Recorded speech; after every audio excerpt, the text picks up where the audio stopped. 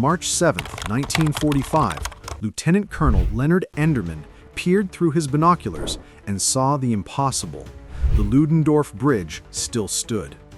The bridge's survival was a miracle and a catastrophe. Every German commander from the Rhine to the Elbe had explicit orders to destroy all crossings. Yet, the Ludendorff Bridge, its twin stone towers a monument to German engineering, spanned the Rhine, Germany's final natural defense. The moment Lieutenant Karl Kimbermann spoke the words, "We have to take it right now before they blow it to hell," the catastrophic strategic collapse of the Nazi defensive doctrine was triggered. German officers later described this moment as the point they knew with absolute certainty the war was lost. The disaster had been building for months. Hitler's last major Western offensive, the Battle of the Bulge, ended in ruin by late January 1945, consuming the Wehrmacht's final mobile reserves. Approximately 100,000 German casualties and the loss of 600 tanks left the German armies west of the Rhine as hollow shells. By early March, 12 American divisions were pressing the river, outnumbering the defending German 15th Army 5-1. The bridge itself was riddled with bitter irony. Built between 1916 and 1919, its strength was a testament to the brutal labor of Russian prisoners of war. Its original demolition chambers had been filled with concrete by French occupation forces after World War I. Though German engineers had later attached 60 zinc-lined boxes designed to hold explosives, fate and Hitler's paranoia intervened. In October 1944, a premature explosion at the Mülheim Bridge in Cologne enraged Hitler. He ordered all demolition charges on Rhine bridges to be removed and stored, only to be replaced when Allied forces were within 8 kilometers. This policy created a paralyzing dilemma for German officers: blow the bridge too soon and face court-martial, or wait too long and face execution. The American advance, Operation Lumberjack, was intended to capture crossings at Cologne and Koblenz. The American First Army faced degraded German resistance, whose orders were simply to delay. Major General John Leonard's 9th Armored Division, nicknamed the Phantom Division, led the spearhead. German command was in utter chaos. The corps commander for the Remagen sector was captured on March 6th, and his replacement could not reach the area. General Otto Hitzfeld, 64 kilometers away, was given responsibility for the bridge at 1 a.m. on March 7th. He immediately dispatched Major Hans Scheller to take command. Scheller's nightmare journey was delayed by roadblocks and fuel shortages, and he arrived at 11:15 a.m., less than 2 hours before the Americans. Captain Willy Bratke, the commandant present, commanded a force that existed more on paper, with only 36 combat-effective troops, mostly wounded, elderly, or young boys. The crucial demolition charges were still stored in a nearby building. When orders finally arrived on March 6th, engineer officers frantically scrambled to place 2,800 kilograms of explosives. The American approach was an accident of destiny. Lieutenant Colonel Leonard Enderman's task force was ordered to capture Remagen and turn south, with no expectation of finding an intact bridge. When his lead elements emerged at 1 p.m., the sight was surreal. German vehicles were still crossing, and the bridge stood intact, its demolition charges visible. Lieutenant Karl Timmermann, a German-born platoon leader, would lead the assault, understanding the bridge represented the failure of the last barrier. Brigadier General William Hogue arrived, grasping the strategic gold mine, a chance to vault 3 weeks ahead of Field Marshal Montgomery's planned Operation Plunder. His decision was immediate: we're taking that bridge now. The German defenders were tactically doomed. Major Scheller, exhausted, found the bridge prepared for detonation with electrical and manual backup systems, but the defensive perimeter was non-existent. At 3:15 p.m., American tanks appeared. The assault on the town took less than 30 minutes, spearheaded by M26 Pershing tanks, the newest and most powerful in the theater, whose 90mm guns symbolized American industrial supremacy. Captain Bratke gave the order to blow the western approach ramp at 3:20 p.m., The explosion created a 3-meter-wide crater, stopping the tanks, but the main structure held. The race was on. Timmerman's infantry, approximately 120 men, began moving across the bridge at 3:50 p.m., using the towers and railings for cover as German machine guns opened fire. On the eastern side, Major Scheller faced the most consequential decision of the day. He held the detonation order, agreeing to wait a critical few minutes for Lieutenant Karl Peters' battery of top-secret Henschel rocket launchers to clear the bridge. This decision would cost him his life. At 4 p.m., with American troops 2/3 of the way across the bridge, Captain Karl Friesenhahn turned the key. Nothing happened. The electrical system had failed. Sergeant Alex Drabeck became the first American soldier to set foot on the eastern bank of the Rhine since Napoleon's era.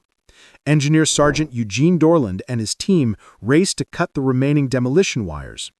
German Engineer Corporal Anton Faust dashed across 100 meters under fire and ignited the backup fuse by hand. The explosion at 4:15 p.m. lifted the bridge several inches, but when the smoke cleared, the structure still stood, the main steel arches intact with a 6-inch sag in the roadway. The Americans had won. Within 24 hours, over 8,000 American troops had established a bridgehead. General Hogue radioed Major General Leonard, "We got the bridge." Leonard immediately relayed the news to General Courtney Hodges, who quickly called General Bradley. Bradley's legendary response, "Hot dog, Courtney. This will bust him wide open. Are you getting your stuff across?" Supreme Allied Commander Dwight Eisenhower instantly grasped the significance, describing it as one of those rare, fleeting opportunities with incalculable effects on future success. Eisenhower ordered Bradley to exploit the bridgehead immediately, shifting the strategic focus of the entire Western Front south. The German reaction was a study in command paralysis and murderous scapegoating. Hitler, clinging to delusional hopes that the Rhine would buy him time for a separate peace, flew into a homicidal rage. The intact bridgehead demolished his defensive strategy. He summoned General Rudolf Hübner, a fanatical Nazi, giving him command of a flying special court-martial to try and execute the officers responsible. Field Marshal Gerd von Rundstedt, commander of all German forces in the West, was dismissed. Field Marshal Albert Kesselring, his replacement, immediately recognized the situation was beyond stabilization, later calling it the crime of Remagen, which broke the front along the Rhine. The flying court-martial operated with murderous efficiency. General Richard von Bothmer, who never reached the bridge, shot himself in the courtroom after being convicted. On March 11th, Major Hans Scheller was convicted for failing to blow the bridge despite his impossible circumstances. Lieutenant Karl Peters was convicted for allowing his secret rocket launcher to fall into American hands. Majors August Kraft and Herbert Strobel, engineers 60 kilometers away, were convicted of insufficient preparation. All 4 men were sentenced to death and executed by firing squad in the forests on March 14, 1945, buried in unmarked, shallow graves. Field Marshal Model endorsed the executions to send a clear message: failure would be punished with death, regardless of circumstances. While officers were executed, American forces poured across the bridge. Combat engineers worked frantically, and within 24 hours, 8,000 troops had crossed. Knowing the damaged structure could collapse, they immediately began constructing tactical bridges. The first, an M1940 treadway bridge, was completed within 48 hours. Hitler threw everything he had at the bridgehead. The depleted Luftwaffe launched 367 air sorties over 10 days. The Americans responded with the largest concentration of anti-aircraft artillery in the European theater. German jet bombers, including the world's first operational jet bombers and fighters, the Arado 234 and Messerschmitt Me 262, attacked. However, there were too few aircraft, too little fuel, and too few experienced pilots. Hitler even authorized the use of V-2 rockets against the tactical target, the first and only time. 11 V-2s were launched, but not one hit the bridge. German frogmen, explosive boats, and even the massive 600mm Karl Gerät siege mortar failed. Every failed attack only reinforced American morale and German desperation. The bridge finally collapsed on March 17th at 3 p.m., 10 days after its capture. Continuous American traffic, German shelling, and the failed demolition attempt had stressed the structure beyond its limit. 28 American combat engineers died in the collapse, but by then the bridge had become strategically irrelevant. American engineers had completed 2 tactical bridges and over 25,000 American troops had crossed. By March 25th, 18 days after the capture, over 125,000 American troops, 6 entire divisions had crossed the Rhine, establishing a bridgehead 25 miles wide. The breakout from the Remagen bridgehead began on March 25th. American armored divisions exploded eastward, with some units covering over 100 kilometers in a single day. German resistance evaporated and entire units surrendered. Field Marshal Model's Army Group B, numbering 325,000 men, began to disintegrate.